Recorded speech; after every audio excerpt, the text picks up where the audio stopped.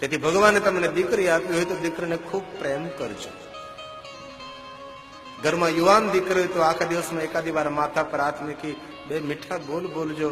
અને હું કહી શકું છું, બાપનો જો દીકરી પ્રત્યેનો સાચો પ્રેમ હોય ને તો દીકરીઓ ખોટી જગ્યાએ પ્રેમ શોધવા નહીં જાય. બાપનો જો હૃદયથી પ્રેમ હોય છે.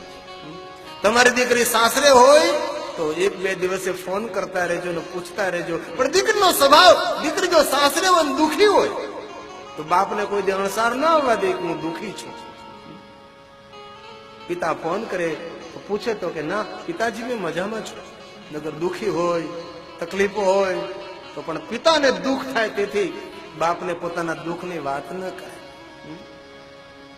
એક સજ્જન બાપને દીકરી સાસરે સસરા પક્ષ વાળા કસાય જેવા બહુ દુઃખ આપે, બહુ દુઃખ આપે. બાપ વારંવાર પૂછતો રહે, દીકરી બેટા તને દુઃખ તો નથી ને? તો પણ દીકરી તેના બાપને બતાવે નહીં કે મને આ સસરા પક્ષનું દુઃખ છે. કોઈ રાવ નહીં, કોઈ ફરિયાદ નહીં. પપ્પા હું મજામાં છું, પપ્પા હું મજામાં છું. દીકરીથી દુઃખ સહન નહીં થતા એક દિને દીકરીએ નિર્ણય લઈ લીધો કે આજે મારે આત્મહત્યા કરવી છે. કોઈ શહેરી વિસ્તાર બહુમાળી ભવનમાં રહે, ઉપરથી નીચે પડવાનો સંકલ્પ લઈ લીધો કે હવે દુઃખ સહન નહીં થાય.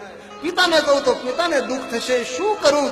આત્મહત્યા કરવાનો નિર્ણય લઈ લે. પણ ભાગ્ય એવા કે જે દિવસે આત્મહત્યા કરવાની હતી ત્યારે એમની પાસે એક મોબાઈલ ફોન હતો. બરોબર આત્મહત્યા કરવાનો સમય અને તેના પિતાનો ફોન આવે છે.